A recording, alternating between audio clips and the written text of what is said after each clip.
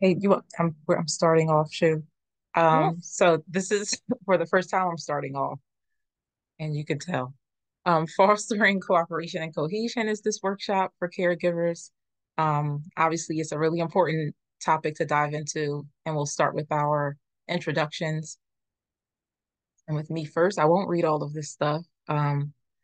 It'll be like a vanity presentation, but I am in the systems navigation initiative of Vision for Equality. My name is Sherelle Robinson. I'm a family navigator and just help families navigate the systems related to having a disability that you might encounter. I am involved in some of the systems as well because I have two children. One is neurodiverse; she's on the spectrum and has complex medical needs, but I've done this work in providing resources and sort of case management style assistance to different age individuals, and also as a counselor working in education and business and law as well. So aiding the community in the major areas of life wherever I could possibly use my skills to help. And I'm sort of doing the same thing with Vision for Equality. And my program manager, Shu, will share a little bit about herself as well. Well, thanks, Sherelle. Yeah, I'm Sherelle Agra, and I'm the program manager for the Philadelphia Family Support Project, which I'll talk about in a little bit. But like Sherelle, I'm also a caregiver, and I have three amazing children I was sharing earlier. Before we started, my oldest will be turning 18 2 days from today. We're doing this live here. And it's been, she's transitioning, I'm transitioning as well. It's like we grow with a loved one and we learn and as we go. But I've been supporting families along throughout the lifespan um, for, I guess my entire adult life, I should say. But working in the disability field, I started doing that about 13 years ago, and I've been part of many initiatives. I also am passionate about trauma-informed care and kind of supporting the emotional needs of caregivers.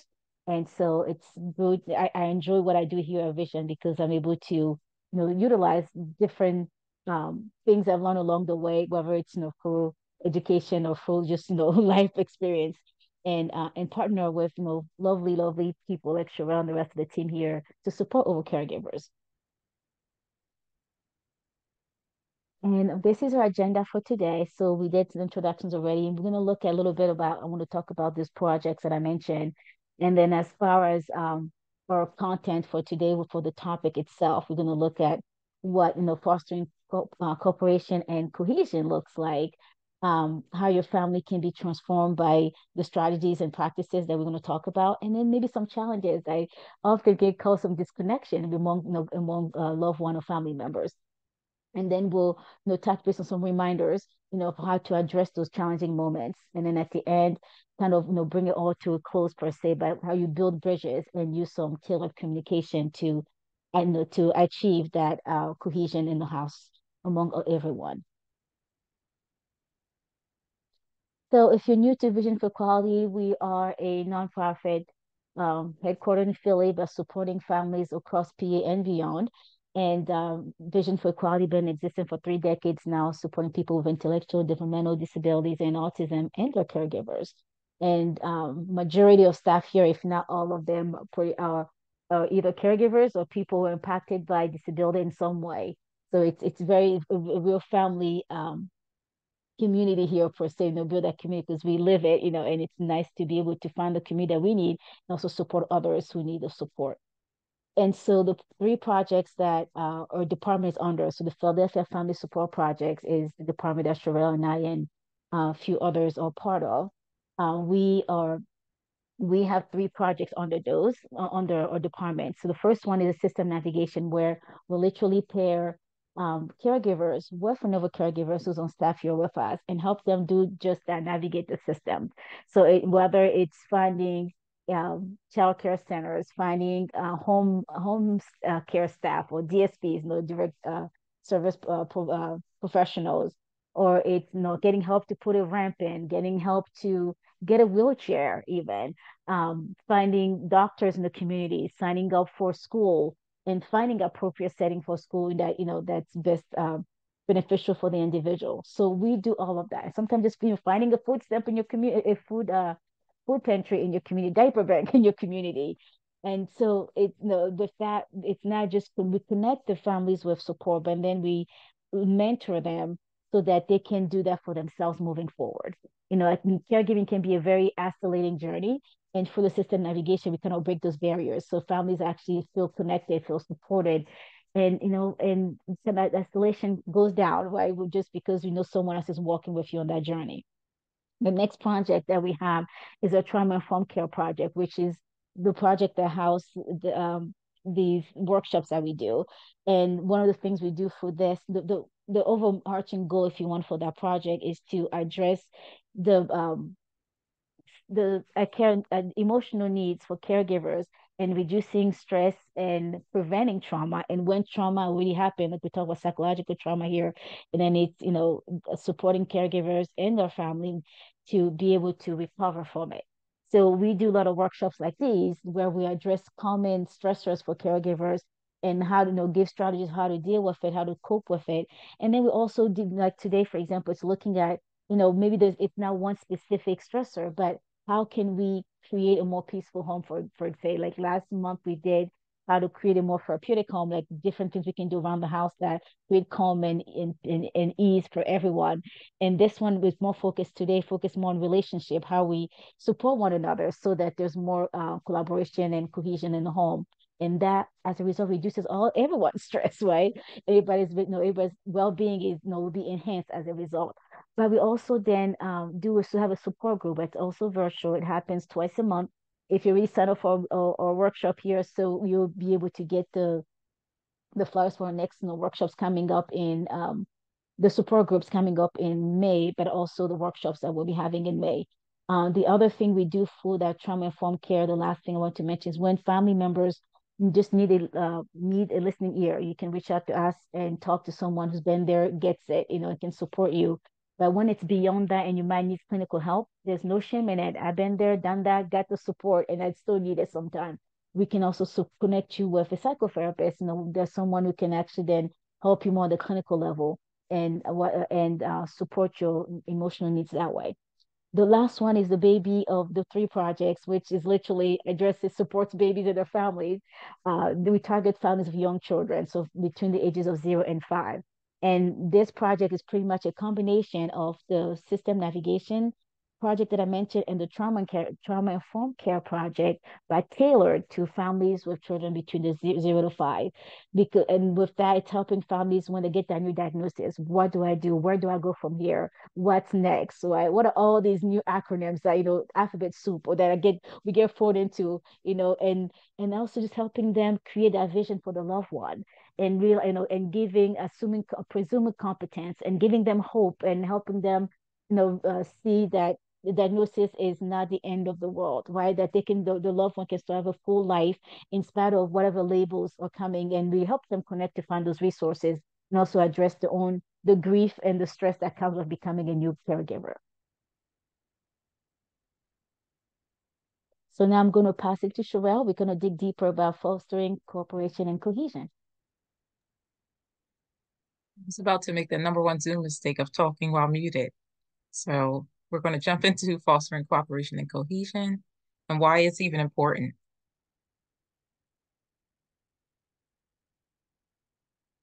So the reason why fostering cooperation and cohesion is important, obviously, because without those things, we have misunderstandings in our household amongst our family members. We have discourse amongst a family that already has immense challenges. So obviously, families of the disabled, we have more challenges than the average family. So the last thing we need is added discourse or added misunderstanding when we're in a world where we sometimes feel already misunderstood. Um, Obviously, having cooperation among family members and cohesion where everybody's aligned on the same page and increases your physical and mental health so that you aren't having physical issues or mental health issues. Obviously, we need to be in the best shape possible mentally and physically to care for ourselves and our loved ones. And these two things, a diminished physical health or diminished mental health, obviously gets in the way of that. And then you end up having more issues, like having to find someone who can stand in for you because you're sick or having mental health difficulties. So that's why it's important as well. removing feelings of belonging. So when we don't have cooperation or cohesion, this is what it appears to do. It seems to remove your feeling of belonging to your household. If you're disconnected or you're not aligned with everyone else in your household, you feel isolated and like you don't belong there. And that's the number one place where you should feel like you belong, in your own household and amongst your own family. So how your family can be transformed by these strategies and these practices. So basically, you can have easier days. When there's less discourse, there's more cohesion. You can have easier days. There is increased understanding, and that's a part of why you have easier days. You also start to feel more gratitude and more appreciation if you all are aligned. Say, for instance, if everyone knows, has an idea of each person's needs, or um, where they can be supported and things like that, you feel more grateful for having a family that understands. And you also get to appreciate that you have family members who are emotionally in tuned or supportive or considerate. And obviously that also makes things easier. You have decreased stress levels, better health as a result, which there are a number of studies out there that note um, the reported diminished health of caregivers. Um, and obviously, we don't want to fall into those statistics. Sometimes naturally we do, but obviously, if you have more cooperation and cohesion within your household, you can sort of bypass being a part of that statistic pool, so to speak. There's a positive trajectory and outlook as a family. So nothing's better than being in a household where everyone is on a positive trajectory. There's nobody who needs to sort of catch up, or things like that. That is like family utopia. So that's basically what maybe you can work toward. I think it's Maslow's hierarchy of needs. It's sort of like reaching self-actualization, but for the whole family. So that's sort of how the family can be transformed. You can self-actualize, so to speak, your whole family. And you can increase prospects of meeting individual and familial goals and dreams. So you shouldn't just have goals for yourself as an individual, which I know we've had probably since we were younger. Playing with toys, we had goals to do certain things. We should have family goals as well, and dreams for our family as well. So that way everybody's on the same page and working toward the same thing, even though we're on individual paths. We are on individual paths to meet a common goal. And that is the gist of being cohesive in your family. So some of the challenges that cause disconnection. Obviously, if there's emotional disturbance because sometimes when we're not understood, that can cause some emotional disconnection amongst family members, as well as having different responsibilities. Obviously, as caretakers, um, we have the major responsibilities, the responsibilities that if we lapse on them, um, some devastating things can happen. If you can just think about, as the head of household, or one of the main partners of the household, say if you have a spouse or partner or someone else there, the things that we do, we can't let them sit for days. For instance, like feeding people, we have to do that. So, or things like that. Whereas other family members, the things that they contribute to, um, they may be able to leave that off for some days, but the role that we're particularly in is it appears to be much more needed. So that the weight of that responsibility can cause us to feel disconnected, because we feel like, why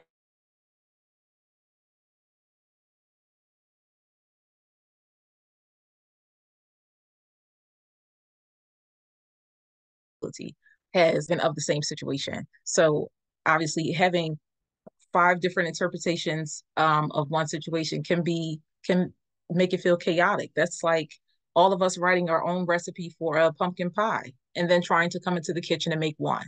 Chaos. So that can obviously cause disconnection, and having unmet needs. That's a huge one that caretakers tend to not even intentionally fall into. We tend to obviously put certain priorities above ours. We feel like we can wait.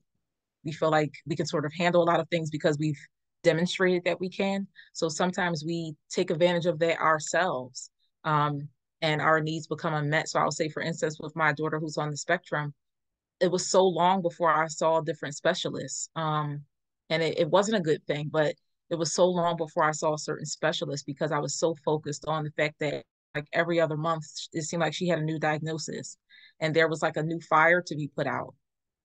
So that caused some disconnection, and that disconnection came in the form of postpartum depression. So this is the reason why it's so important to have cohesion, not just with the big people of the house, but also the middle guys, like our teenagers that we've all talked about. My daughter's 15, but also the little people in the house. So everybody needs to be, on the same plane. But going into just specific things that we might see, especially with some of us who have autistic loved ones, one of the main things that seems like it's a challenge that causes disconnection is the meltdowns and the blowups. If you're a part of the meltdown club, secretly raise your hands. Can I put my feet up too? I was praying my daughter wouldn't come in. I hear it happening. I heard it happening a few minutes ago. My teenager, it sounds like she put that fire out, but this is real time. They don't care that I'm doing a workshop. And that's as real as it gets here. So, um, but partly moving something from being a challenge to an opportunity includes reframing your view of the challenge. So that can include um, noting emotions as information. So, one of the references that this comes from will be at the end, everything that we use. So you can see that there. But emotion should be viewed as information as opposed to this is a meltdown, this is a blow up, this is getting on my nerves. It's just information. Emotions are information. Even crying is communication. We all know that because our children were babies once and they couldn't speak, but that was how they communicated. It wasn't language, but it was communication. So reframing it and how you view it um, can help you go into your mental toolbox and pull out what's best for dealing with the emotions that you're seeing within the meltdown. So there are emotions inside the meltdown. That's what helped me get onto a better plane um, and become more aligned with my daughter as opposed to you're on this side having a meltdown that I don't want you to have. And I'm the caregiver struggling with it with no knowledge of how to approach it or help you. But together, I'm just observing, she's communicating. What can I use? What emotions do I see? Do I see anger? Do I see fear? Is she sad? Is she confused or exhausted? Is she hungry? So just identify what you see inside of that meltdown and sort of reframe what you're looking at to be able to approach it. Um, for instance, if it's exhaustion, maybe provide a space for them to reset. Like sometimes I'll use turning down the lights, I'll use aromatherapy, water sounds. Sometimes you just have to be silent. Sometimes you have to walk away. So those are all things that you can consider um, when you approach something like this, a blow up or a meltdown. And also something else that we came across is that you can't stop a meltdown once it's in full-fledged mode. So the key with meltdowns and blowups is prevention.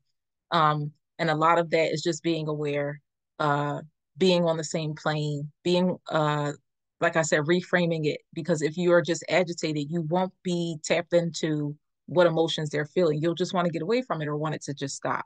Um, so reconnect with them later and help them make amends. That's a big one for meltdown. So say they mistakenly knocked something over as the meltdown was in progress. Maybe you can say, okay, maybe you can pick up this half and mommy will pick up this half. We can do this together. And one of the key recommendations is to forgive, forget, and to plan ahead. So not holding on to every meltdown. I can't hold on to meltdowns because there have been so many. And she's only been alive almost 4 years. So I can't hold on to them. So you have to forgive, forget, and plan ahead so that you can work on prevention. One of the next ones is actually caregiver dysregulation when it reaches its peak. So our own versions of a meltdown. So one of the keys to this sort of challenge that causes disconnection is to breathe with your loved one. That's like the number one and cheapest, most accessible solution for being dysregulated, breathing. I spoke before about how much I use deep breathing, that it feels like that's just my regular way of being now. Because once I noticed that it was working, it's been with me ever since. Noticing when the buildup is happening, that concept is actually shared in our Creating Easier Days workshop that we just had. maybe later Shu can mention whether or not that's on the site under some of the workshops. But when the buildup is happening before you reach this burnout or dysregulated stage, that's highlighted there. But note that and note that some emotions are contagious. That is why people constantly suggest walking away if you are becoming dysregulated from dealing with everything that's going on in the household, because emotions truly are contagious. As soon as you see a face distorted or some attitude or whatever the case is, sometimes it can hit you quicker than you'd expect, and next thing you know, you have that you've taken on that trait. This is why it's important to separate, like I said, from a meltdown or even de-escalate, so you won't reach that point of dysregulation and exhaustion. She will mention, um, what happens when we're tired. Yeah, thank you so much for those tips, Sherelle. Yeah, as you're talking, I was nodding. You're thinking I lift my feet too. I'm like, if I could, I would too. It's just like, the meltdowns on both sides, right? Everybody, has, you know, things going on and we get overwhelmed and whatever the trigger is, and then we're blowing up, whether it's, verbally, physically, and sometimes physically doesn't mean aggression, right? It could mean just for ourselves, we're moving ourselves, or sometimes we'll talk about it in a little bit, isolating because we're overwhelmed. So but one of the causes to that, one of the things that could lead to those meltdown, thinking about what you said about, forgive, forget, and plan ahead, is our exhaustion, right? And when we're tired, it makes it hard for anyone want to think clearly, to do anything, as you had planned. And you're just in that mode, just like, okay, I'm drained, I have nothing left to give. And sometimes I think as caregiver, we don't always plan ahead. We don't plan for that well enough. That makes sense. Why? Because we go, go, go, go, go. And people need us, and we're continually pouring and giving of ourselves. And we don't always plan for that point, that, that when we get to that point, like, what can I do before I get to that point, so that one, I can maybe reduce the impact of it. When we're tired, you can't focus. It's hard to be nice, become a little bit irritable, in short, and we can't carry out all those tasks that we wanted to do, all those responsibility that we have as caregivers, are hard to do it. Again, prevention is key, right? Then, we'll talk about some tools here and how to address that.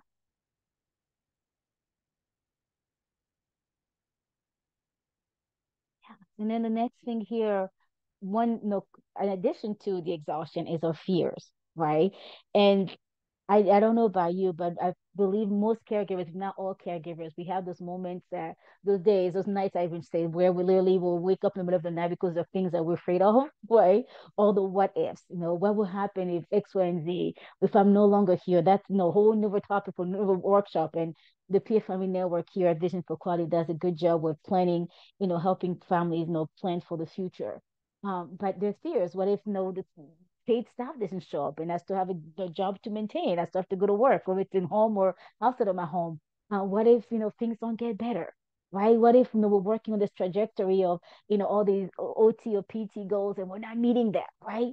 There's all the what ifs, definitely, it is a common life, I'm pretty sure, as caregivers.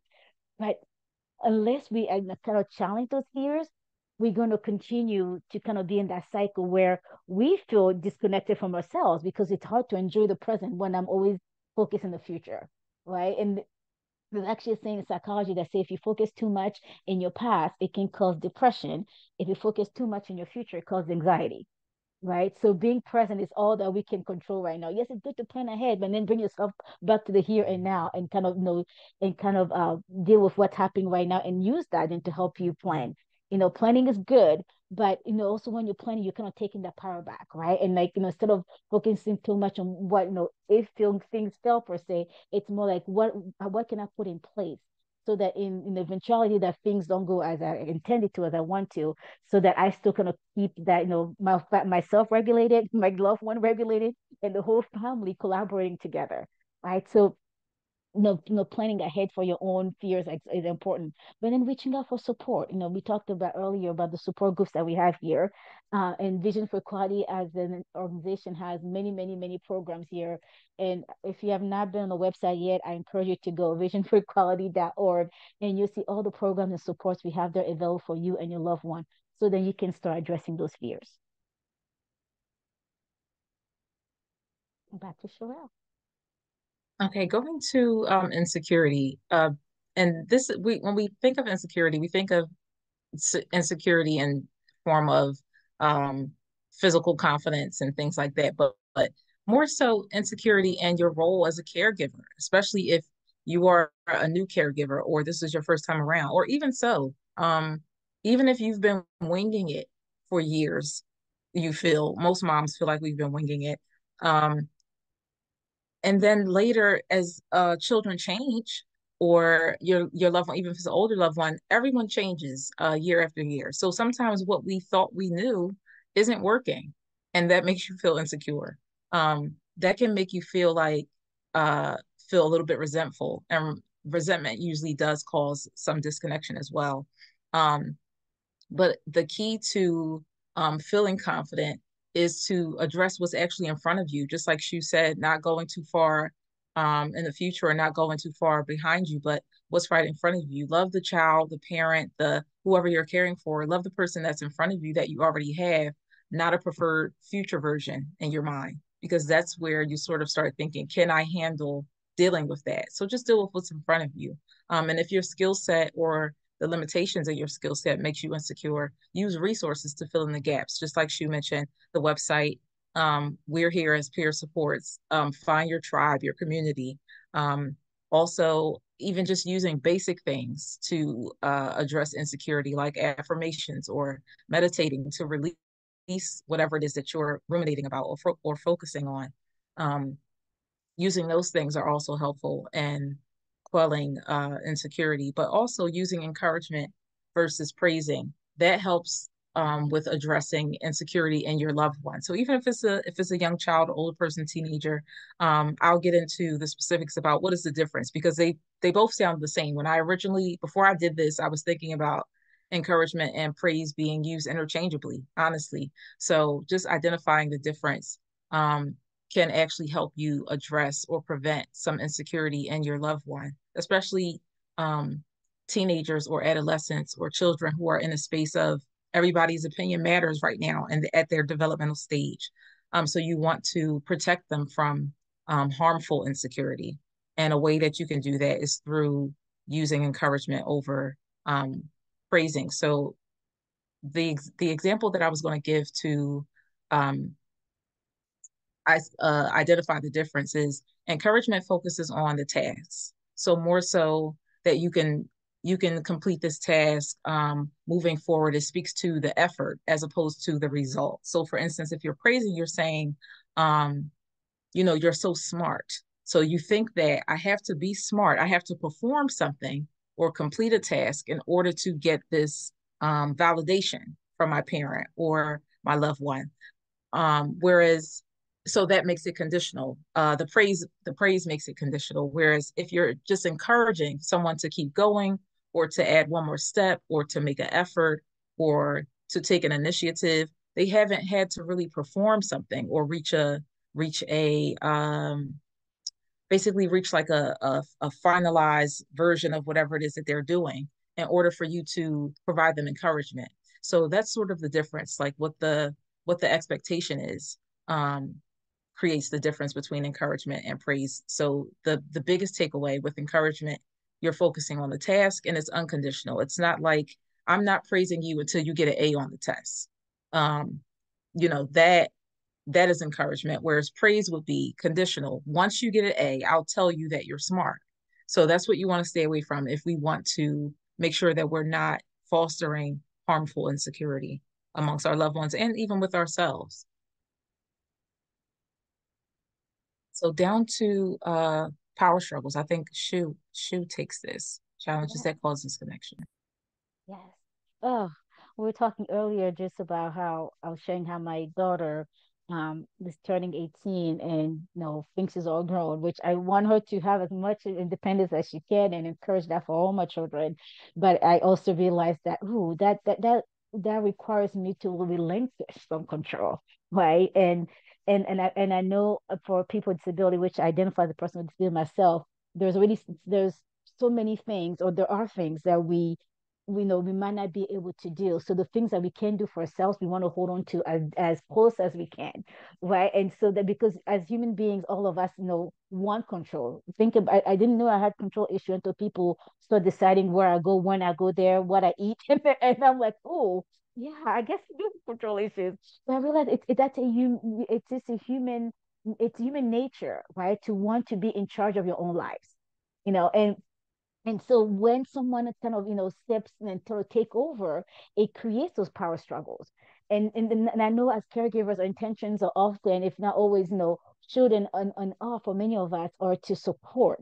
But sometimes in wanting to support, we quote unquote, take on this role of fixing rather than supporting. And there's a whole difference about that, right? When I'm supporting, I'm looking at what the person wants for themselves first, and then allowing them to do as much as they can, and then even asking for permission when I'm trying to support them, compared to me just coming in and trying to do for them.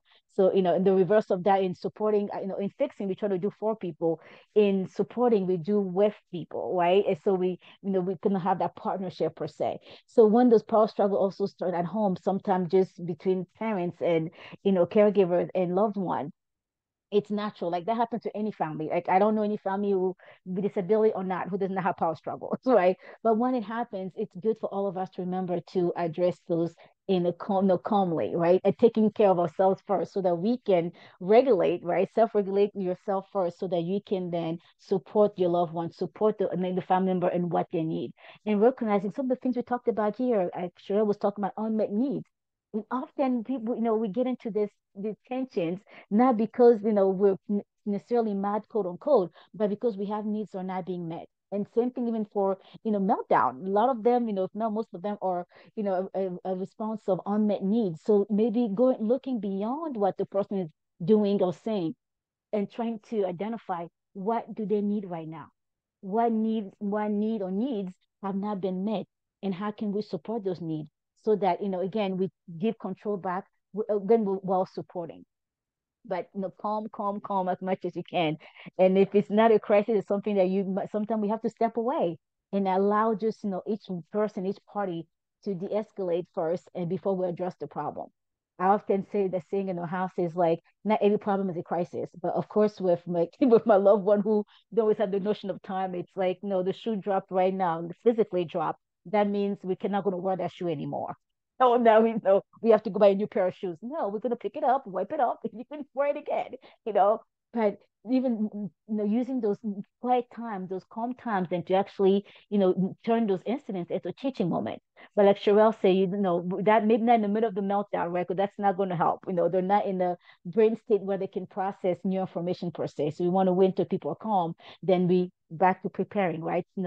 Using those as teaching moments become things that we do to prepare for the future, so that we reduce those times where there's tension and power struggles. And Shu, I'll say I left this slide to you because this is not something I've mastered.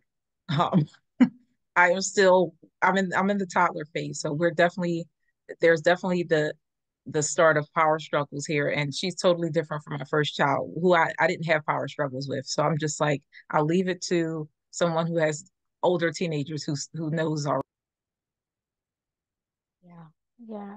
No, I hear you. And I think, give yourself grace. And this for anyone watching this later too, give yourself some grace. I think like, my oldest is going to be 18. We still have some power struggles, but like I said earlier, we grow together, right? As the caregivers, as loved one, we grow together, and we continue to adjust, right? Based on what we need, what they need, what the family as a whole needs. Cheryl was you're talking earlier about, how we can help, work individually on this common goal, right? If cohesion in the house, is the common goal, each person kind of works on their own stuff, if that makes sense, so that together we achieve this common goal. So you're really working on it. The fact that we're here talking about it, even just the awareness itself is the first step to addressing any challenge. So, you're well on your way. Just give yourself the grace, and for anyone listening, continue to grow.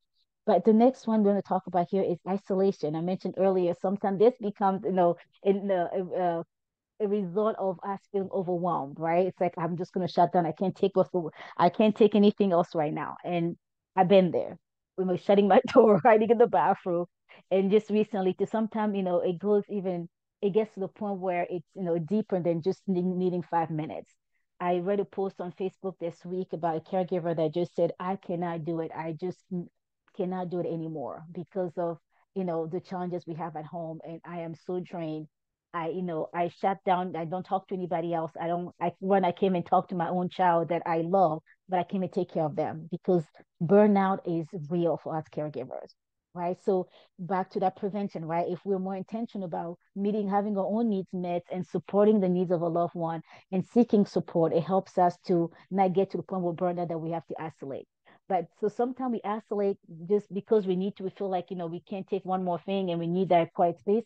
And sometimes it's because we feel misunderstood. People don't understand, what caregiver looks like. We actually did a workshop with a Birth to Five project called when friends and families don't get it, right? Because that happens, community doesn't get it. And so if you overly criticize all the time, people don't appreciate you and appreciate the effort that you're putting into, supporting your loved one. Some kind of like, no, just forget about it. I don't want to deal with that with the friends and the family and the grocery store. No. And I've been there where it's like it's easier to order things and try to drag everybody in the grocery store. So there's things you have to do for yourself, but don't isolate to the point where you don't have support. Because as much as doing life in is hard, life with a loved one with a disability is even harder. But when you pull away and you're all by yourself, it makes things even harder, mentally, emotionally, physically, you know in all areas of life. So even if you're now physically going out and spending time with friends, but I encourage you, try to establish that circle of support and reaching out to people, even if it's by phone, by text. There's Facebook groups now, there's the support groups that we offer here. Try to find ways that you stay connected because isolation will create further disconnect between you and your loved one at home, but also disconnection with you and community at large. And no human being can operate in a silo for too long without it still having detrimental consequences on our health. I was going to add to that too, Shu, that you just brought up even with the supermarket during COVID. Obviously, we started to become able to order groceries more widespread, and that is something, excuse me, I took advantage of, and that was one of the ways I was able to continue to isolate, not deal with the larger public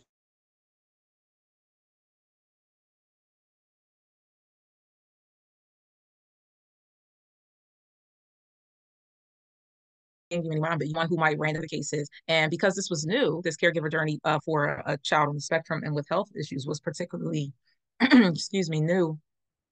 I would stay away from the market in order, but that also meant that I didn't get enough physical activity. That also meant I didn't get vitamin D from the sun. So for the first time in my life, I also was at my heaviest, which also created issues of insecurity, which created more disconnection. So the domino effect of that is exactly what Shu was hinting at, and it's real. And I just wanted to, highlight that is something that you do experience. But moving to reminders for challenging moments. So children have the same emotions as adults. So all of us who are taking care of children, um, this is something to remember that they have the same emotions as adults. So watching our actions is important, given that sometimes we think are resilient, they won't remember things like that, but they have the same emotions, the same general makeup, even though some things come later, like different parts of their brain. But they lack the same access to appropriate words or expressions. So, and that can even be for someone who is of age, but they're nonverbal. So just understand that even though you have to remind yourself that even though you can't see certain things or have certain conversations to identify these things, that they can still be felt. They're still people. And individuals repeat what gets them what they want. So obviously in a challenging moment, it's important to remember that obviously if they um, get certain things because you're burnt out and you just go ahead and give it to them, they'll continue. Or if they feel that if I don't melt down in this particular, well, meltdowns are sort of they're not chosen, tantrums are chosen. So I'll use a tantrum. So if they decide that, if when I have this tantrum, I tend to not get what I want, but I get more time or more attention or whatever the case is with a calm mother. If I don't have this tantrum, then they'll continue the positive behavior. So just remember that they repeat what gets them what they want. And lastly, the first goal should always be to help yourself and your loved ones' difficult feelings dissipate so that everyone can calm down. So just like she mentioned, once we're in uh, an elevated state, we're not in the brain space to be able to ration or reason or anything. We have to regulate first. First you regulate and then you reason. That's always the order. So the first thing is not to say, why did you do that? You know, explaining certain things, lecturing. They can't hear that. And you can't hear certain things from them either if you are in that dysregulated state. So the key is to get all of us to calm down first, and then we can talk to each other with some sense. But also, so moving toward peace in challenging moments. So obviously identifying them, what should we do in those moments, but moving toward peace. Obviously, we want you guys to empathize. That's what we used to. That's a part of what I just was mentioning about respecting their personhood. That although they're younger people, they're people. They have the same emotions that we need to address. So just empathizing with them, what they must be experiencing. This is some of how I was able to get through those really tough newborn days with my second daughter because we didn't obviously she wasn't diagnosed with autism as a baby, but from me reading, I used to read like neuroscience for leisure and things like that. I just love things like that. So I knew there was a sensory processing something happening literally the moment she got home from the hospital. And I just couldn't understand what was happening. Why would she cry from 8 at night until 3 in the morning, where I would have to take her to the ER because I'm like, that's not normal to cry like that. But to her, it was everything. It was what she was feeling, what noises were around, she had gastro issues we didn't know about, skin issues, things like that. And I thought about that I didn't sign up for this, but I had to identify she didn't either. She didn't even ask to be here. So it was not more so removing myself from a victim state, but just more so identifying what I was feeling. I gave myself that space, but I also permitted myself to be protective of my child from me and empathize with the fact that she doesn't like this either. She doesn't even have the language to tell me what's going on. She can't even fix the problem herself. So how do you think she feels? And she's small. She's dependent on everyone. So empathy was the key to me getting out of postpartum darkness. I'll say that. So I that's why I encourage us to continue to use this even in obviously later developmental stages because it works. Labeling emotions, that's something I just mentioned, and or moments to increase understanding. So sometimes when we don't know what's in front of us, that makes us more fearful because when we can't slap a label on it, we can't go to the solution guide in our mind of when did I deal with this before? What did I use? How can I apply it here? If you don't know what you're dealing with, you can't find that information in your mind to solve the problem. So sometimes it's important to be able to label emotions. Sometimes it doesn't just come from you. You have to get an objective source, a trusted source like a friend, like she mentioned, a therapist to help you label so that you can understand and feel more in control of the solutions that you approach to reach peace in those challenging moments. Using rhythm. This is something that's huge and tried and tested as well. Um, I had to use rhythm a lot in early days with my youngest daughter as well. I had to rock her a lot. Um, I had to sway her in certain ways. I had to um, use shushing in different rhythms. It wasn't even intentional. I just did it, and once I noticed it worked, I continued to use it. So sometimes you can do like rhythmic strokes of the hands or on the back. Moms, we tend to do that if we're sort of touchy moms. Gentle touch, singing, and obviously walking is a part of rhythm. That's the reason why um, it's so therapeutic because it creates a sort of calm because of the rhythm that's happening with your body as you're walking. Also, using silence. This is a huge go to as well. Sometimes we're sensory overloaded, and the only answer is to just be quiet because the more you're asking questions, the more you're talking, you're putting demands on individuals, and we just can't reach anything logical or rational until we get some silence. Sometimes we need to just quiet our minds, and having a calm space for them to visit is important. A lot of that is highlighted in the how to make your home more therapeutic workshop as well. That's on the site. model a positive time out and even invite your loved one. So modeling a positive timeout could be, I'm really frustrated right now. I'm just going to go sit on the beanbag chair, or I'm going to go sit in the yard or lay down on the grass. You can come next to me if you want, or you can come out there if you want, that sort of thing. So they won't feel isolated, and they can know that you don't have to perform for me to love you. I still love you in this challenging moment, and you can join me. But that's what I'm going to go do. And some other ways of moving toward peace is obviously checking unspoken family rules. This is a huge one, and this could be touchy. So I'm going to breeze over this a little bit. So, more so, checking unspoken family rules surrounding communication, distortions about family communication, and things like that. So, this could mean, are there certain I don't want to say pathologies, but certain practices in our families become second nature? Like, for instance, certain family members might expect you to be the mind reader because you've always handled everything. Is that like an unspoken family rule? We haven't all said, if we want mom to be the mind reader, say I, but that's what has happened. So that's like the unspoken vote that's been taken. Um, and maybe that's the thing that's causing issues. So improving what's shared with the family. Only if your family tends to only discuss what was difficult about your day, or only what matters to the person who has a disability, and you don't talk about your hopes and your dreams and things like that, maybe that's something that's creating challenges in your household, because it isn't you aren't balancing the therapeutic feel of the home. Maybe everything is focused on what's not happening or what's difficult. We also have to speak the positive things in our home as well, to see that. Recognizing each family member's default in challenging moments. So certain family members, their response might be to freeze. So they don't talk, they isolate, they might ice you out. Some people use flight. You might go to a room and close the door every time things get difficult.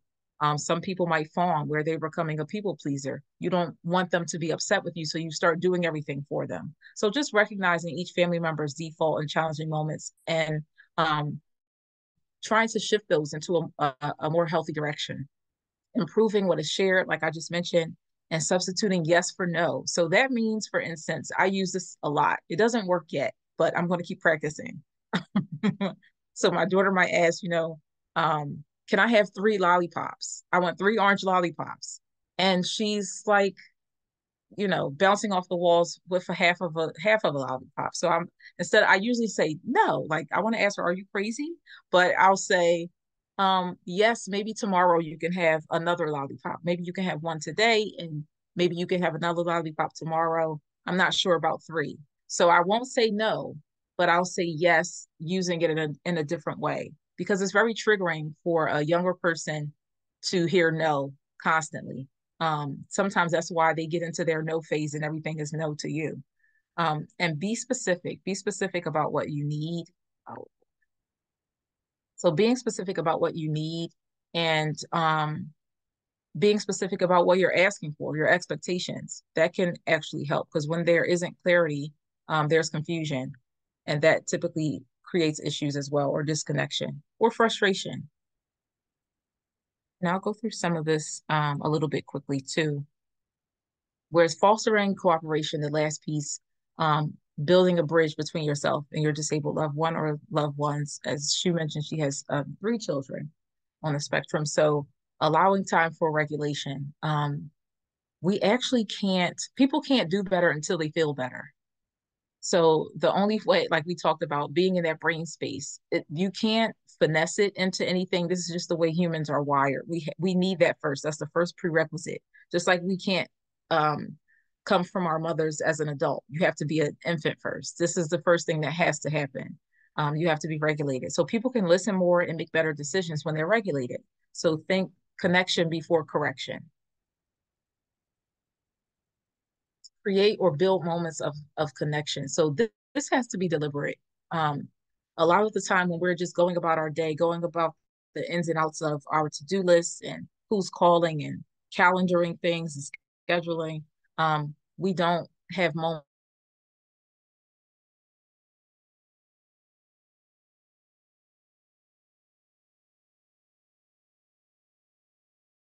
each other and our home longing and care, deliberate about saying, like I just said, do you want to meet me in the yard to lay on the grass? Do you want to color with me? Um, let's dance or come help me cook. Just creating connections and dodging moments that could bring misunderstanding or shame. Those things create connection as well. And feeling bad about yourself doesn't inspire you to do anything. So part of uh part of like having that time for regulation so that you're not blowing up and things like that, um, that'll decrease the chance of you feeling shame for having blown up. And then that way, when that's decreased, you'll want to connect because you're in a better space. So remember this for yourself when you have negative self-talk or you're approaching a challenge like this, um, when you're addressing undesirable behavior or things like that from your loved one. Repeat what's worked previously. Like we said, people usually respond to what's worked in the past. That's what they'll do. So repeat what still serves you and your family. If you've done something that's already worked, continue to use it until it doesn't work, or just reconfigure it.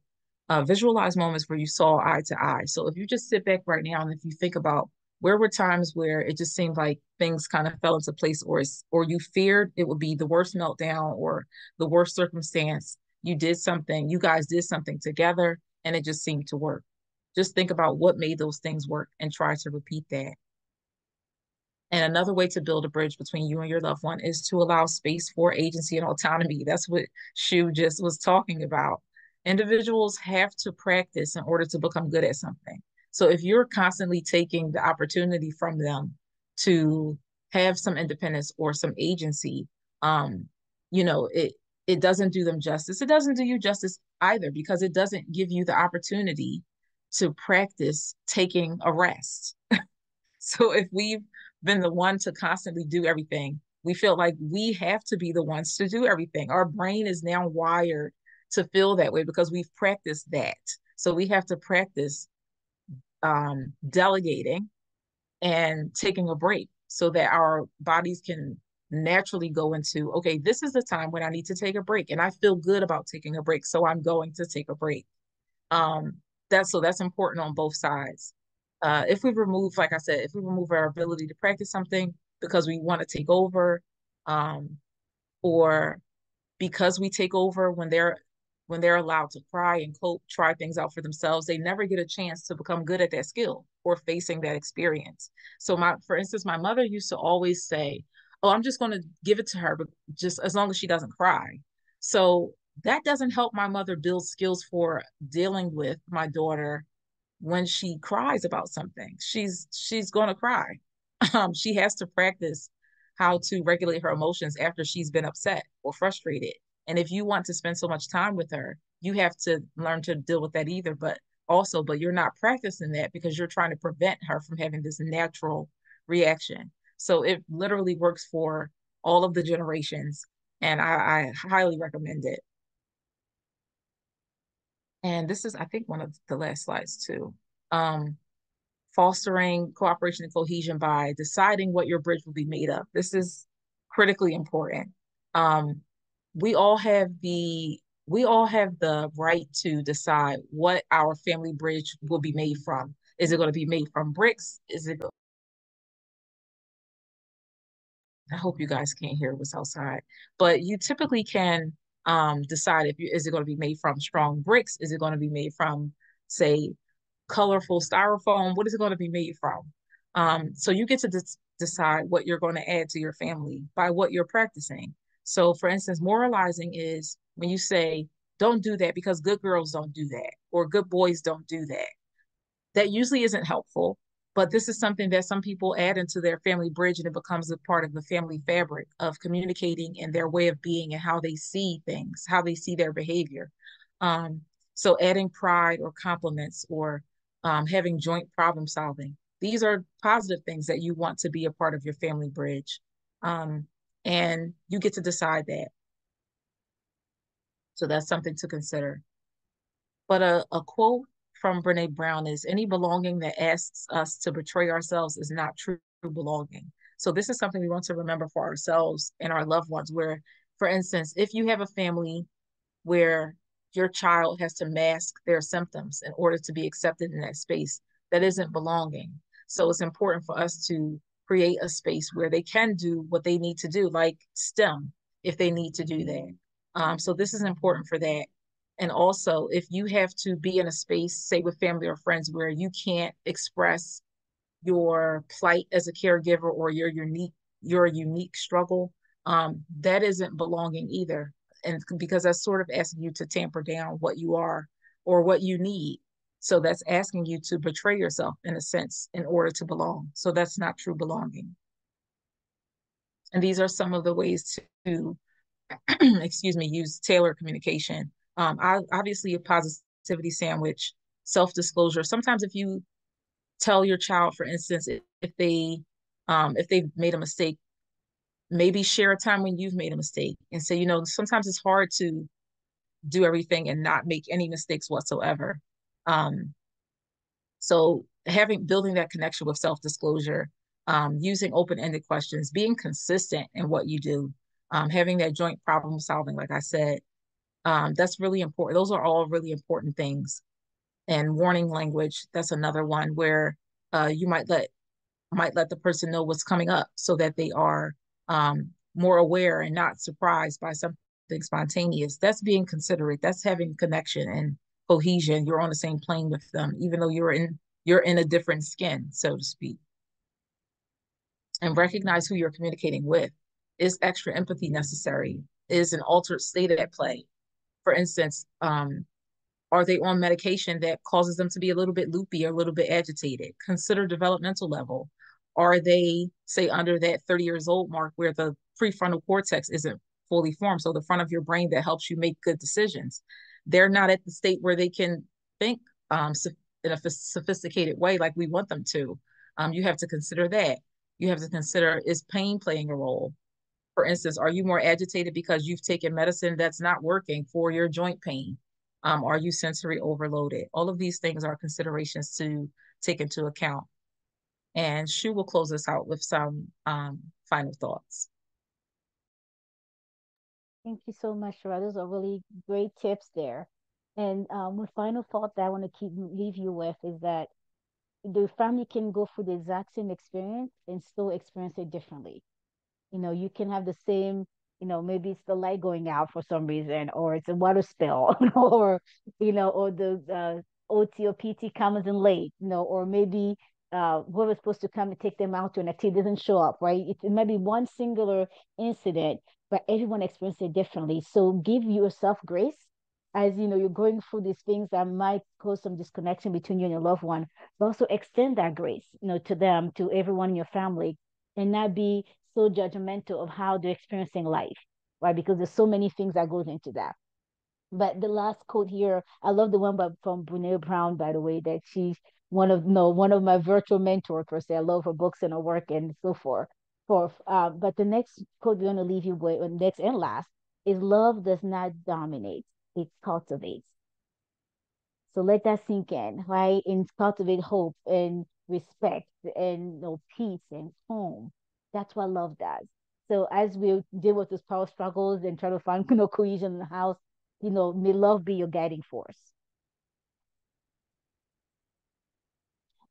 And these are contact info. Everyone who registered will get the recording and also a PDF version of the PowerPoint. So if you need any support, you or someone who someone you care about, please, please, please reach out to us. Shura's contact info is there and mine as well.